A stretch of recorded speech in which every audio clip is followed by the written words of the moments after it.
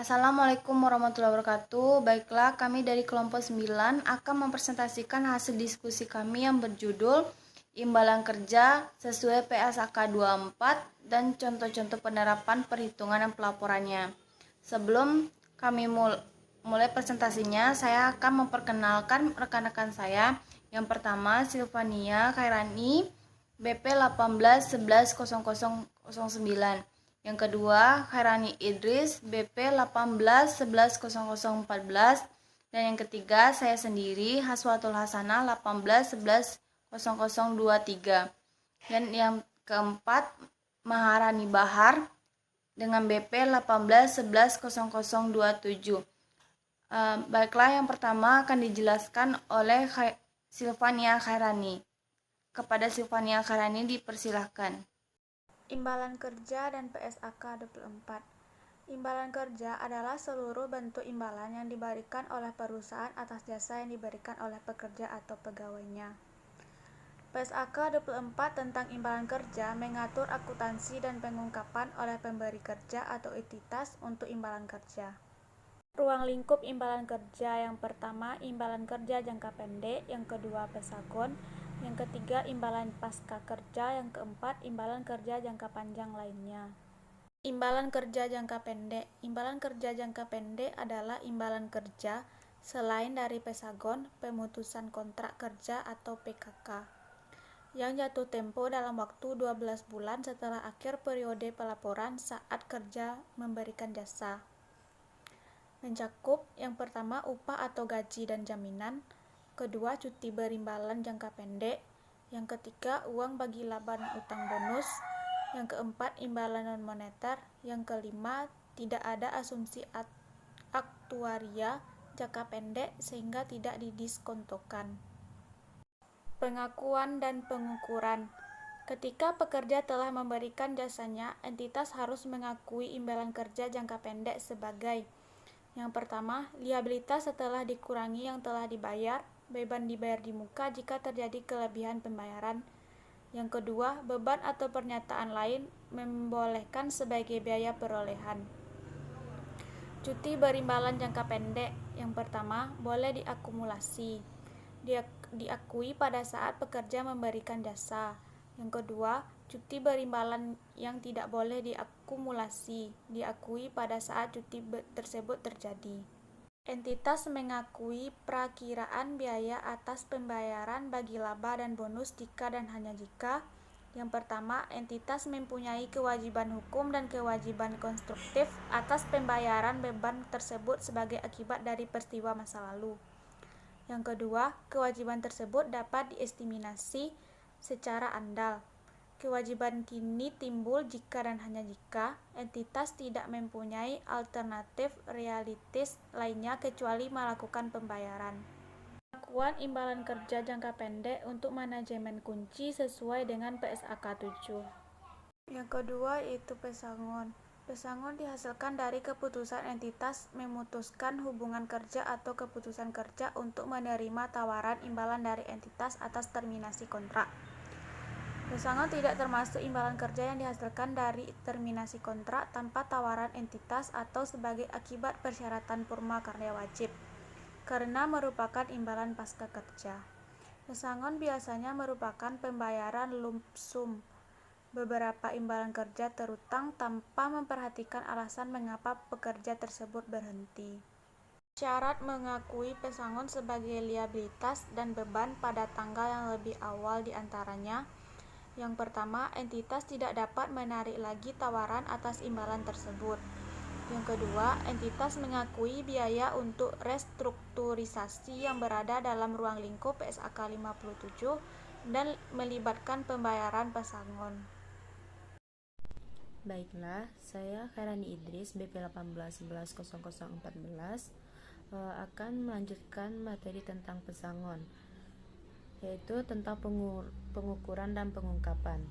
Pengukuran pesangon. Entitas harus mengukur pesangon pada saat pengakuan awal dan mengakui perubahan selanjutnya sesuai dengan sifat imbalan kerja. Jika pesangon merupakan sebuah peningkatan pada imbalan pasca kerja, entitas menerapkan persyaratan imbalan pasca kerja. Sebaliknya, Yang pertama, jika pesangon diharapkan akan diselesaikan seluruhnya sebelum 12 bulan setelah akhir periode pelaporan tahunan di mana pesangon diakui, entitas harus materi selanjutnya yaitu tentang imbalan pasca kerja. Imbalan pasca kerja atau post employment benefit adalah imbalan kerja selain pesangon PKK yang terutang setelah pekerja menyelesaikan masa kerjanya. Imbalan pasca kerja meliputi 1. Tunjangan purna karya seperti pensiun. 2. Imbalan pasca kerja lain seperti asuransi jiwa pasca kerja dan tunjangan kesehatan pasca kerja. Program imbalan pasca kerja dapat diklasifikasikan sebagai program iuran pasti atau program imbalan pasti, bergantung pada substansi ekonomis dari setiap program tersebut. Jenis program imbalan pasca kerja. Yang pertama, program iuran pasti. A. Kewajiban hukum terbatas pada jumlah yang disepakati sebagai iuran yang terpisah. B. Kewajiban sebesar jumlah yang harus dibayarkan pada periode tersebut. Yang C. Risiko aktuaria ditanggung pekerja. Yang kedua, program manfaat pasti. Yang A. Perusahaan wajib menyediakan imbalan yang dijanjikan kepada pekerja maupun mantan pekerja. Yang B. Risiko investasi dan aktuaria menjadi tanggungan perusahaan. Bentuk program. Yang pertama, program multi pemberi kerja. Yang kedua, program jaminan sosial. Yang ketiga, program imbalan pasti yang membagi risiko antara entitas sepengendali. Yang terakhir, imbalan yang dijamin. Pengakuan dan pengukuran program iuran pasti. Pengakuan dan pengukuran.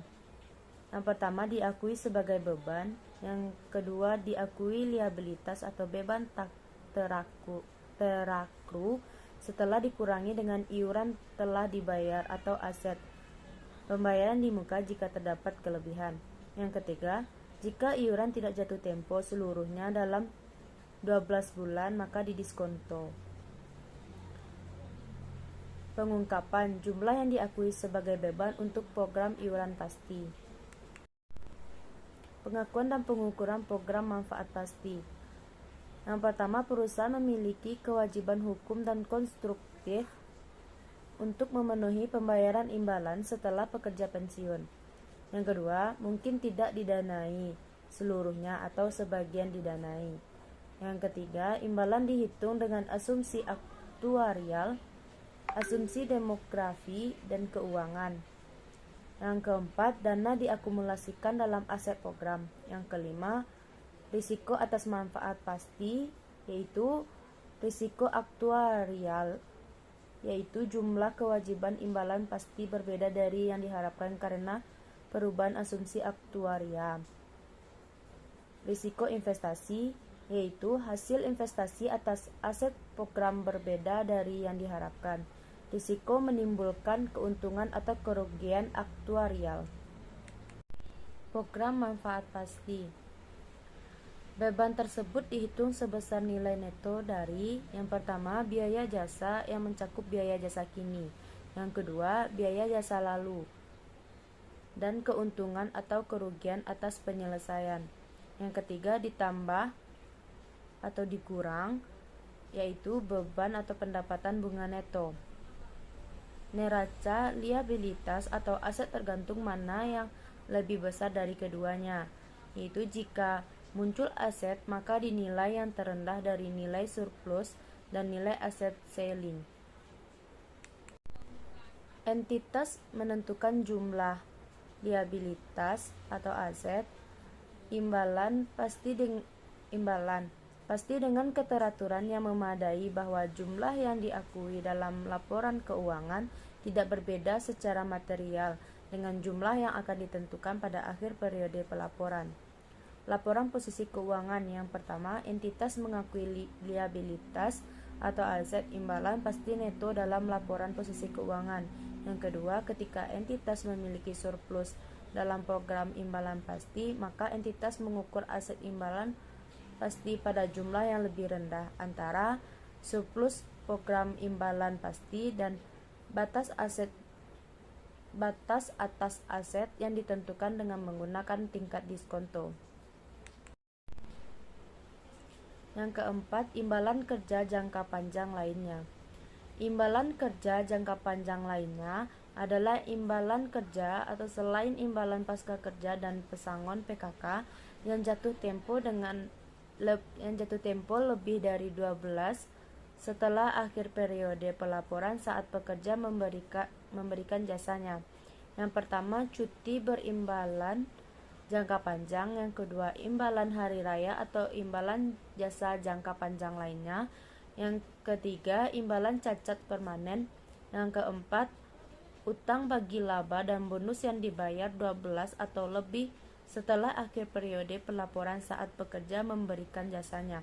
Yang kelima, kompensasi ditangguhkan yang dibayar 12 bulan atau lebih sesudah akhir dari periode pelaporan saat jasa diberikan. Pengakuan dan pengukuran imbalan kerja jangka panjang lainnya. Yang pertama, yang diakui sebagai liabilitas adalah total nilai neto dari jumlah, yaitu nilai kini kewajiban imbalan pasti pada akhir periode pelaporan. Yang kedua, dikurangi dengan nilai wajar dari aset program pada akhir periode pelaporan jika ada, selain kewajiban yang harus dilunasi secara langsung. Baiklah, materi selanjutnya akan dijelaskan oleh teman saya, Haswatul Hasanah. Baiklah, yang untuk selanjutnya saya akan menjelaskan. Untuk imbalan kerja jangka panjang lainnya, entitas harus mengakui total nilai neto dari entitas. Entitas harus mengakui total nilai neto dari jumlah berikut sebagai beban atau pendapatan. Yang pertama, biaya jasa kini. Yang kedua, biaya bunga. Yang ketiga, hasil yang diharapkan dari setiap aset program dan setiap hak penggantian yang diakui sebagai aset. Yang keempat, keuntungan atau kerugian aktuarial yang keseluruhannya harus langsung diakui. Yang kelima, biaya jasa lalu yang seluruhnya harus langsung diakui. Yang keenam, dampak dari kurtalmen atau penyelesaian. Entitas harus mengakui pesangon PKK sebagai liabilitas dan beban jika entitas berkomitmen untuk yang pertama, memberhentikan seorang atau sekelompok pekerja sebelum tanggal pensiun normal, atau menyediakan pesangon PKK bagi pekerja yang menerima penawaran pengunduran diri secara sukarela. Ilustrasi 1, PSAK 24 Revisi 2013. Imbalan kerja perusahaan. Nilai kini kewajiban imbalan pasti awal 2013 200.000. Nilai wajar aset program awal 2013 200.000. Biaya jasa kini 30.000. Tingkat diskonto 10%. Iuran 24.000. Imbalan atau manfaatan pensiunan yang dibayarkan Dapen 16.000. Nilai kini kewajiban imbalan akhir 2013 250.000. Nilai wajar aset akhir 2013 222.000. Ilustrasi 2, PSAK 24 Revisi 2013 terdiri dari saldo awal, biaya jasa kini, biaya bunga, pendapatan bunga, iuran, imbalan, rugi aktuarial, liabilitas, rugi aktuaria aset program, amortisasi biaya jasa lalu, kerugian atau keuntungan aktuarial, jurnal tahun berjalan, yang terakhir saldo akhir. Untuk jurnal umumnya, beban pensiun 30.000 di debit, penghasilan komparatif lainnya 22.000 di kredit, kas 24.000 di kredit, Liabilitas 28.000 dikredit. Liabilitas kewajiban manfaat pensiun 28.000, ekuitasnya penghasilan komparatif lainnya atau kerugian 22.000. Notanya nilai kini kewajiban 250.000 dikurang aset program 222.000, jumlahnya aset liabilitas manfaat pensiun 28.000. Penyajian laporan keuangan terdiri dari liabilitas jangka panjang, utang obligasi, pinjaman investasi setelah dikurangi bagian yang jatuh tempo dalam 1 tahun, penyisian untuk pengelolaan dan rekreasi lingkungan hidup setelah dikurangi bagian yang jatuh tempo dalam 1 tahun, kewajiban pensiun dan imbalan pasca kerja lainnya, liabilitas jangka panjang lainnya. Jumlah liabilitas jangka panjang, kerugian tahun berjalan, penghasilan atau rugi komparatif lainnya, pos yang tidak akan direklasi ke laba rugi. Yang pertama, kenaikan nilai tanah dari revaluasi. Yang kedua, pengukuran kembali kewajiban pensiun dan pasca kerja lainnya. Yang ketiga, dampak pajak, pengukuran kembali kewajiban pensiun dan pasca kerja lainnya. Pos yang akan direklasi ke laba rugi, selisih kurs karena penjabaran laporan keuangan, bagian pendapatan komprehensif lain dari entitas asosiasi dan ventura bersama, penghasilan komparatif lain setelah pajak. Penyajian laporan keuangan saldo pada tanggal 1 Januari 2014 sebelum disajikan kembali terdiri dari dampak perubahan kewajiban akuntansi. Saldo pada tanggal 1 Januari 2014 setelah disajikan kembali terdiri dari selisih kurs karena penjabaran laporan keuangan, cadangan umum, distribusi saham simpan untuk bonus karyawan, pembagian dividen, rugi tahun berjalan. Penghasilan komprehensif lainnya setelah pajak, pengukuran kembali kewajiban pensiun dan pasca kerja lainnya. Selanjutnya, pengungkapan laporan karyawan.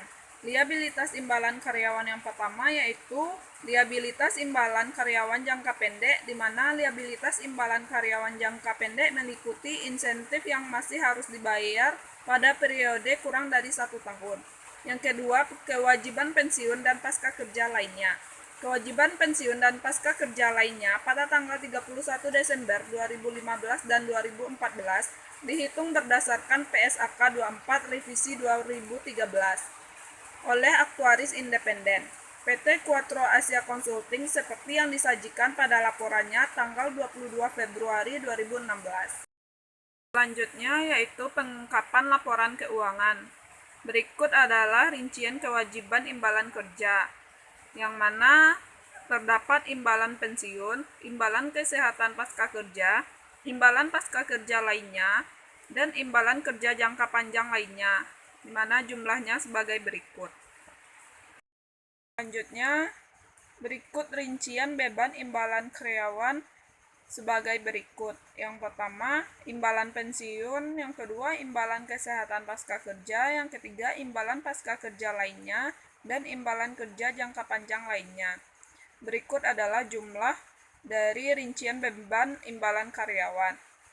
Selanjutnya adalah rincian pengukuran kembali atas kewajiban imbalan karyawan sebagai berikut, di mana terdapat imbalan pensiun, imbalan kesehatan pasca kerja, dan imbalan pasca kerja lainnya.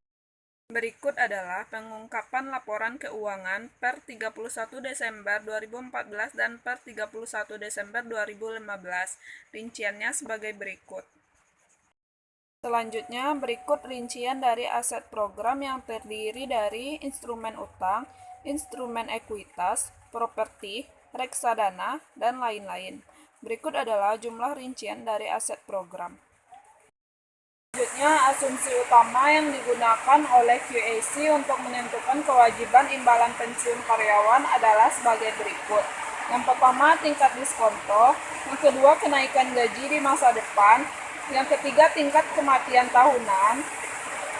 Yang keempat, tingkat kematian tahunan pensiunan. Yang kelima, tingkat pengunduran diri dan usia pensiun normal.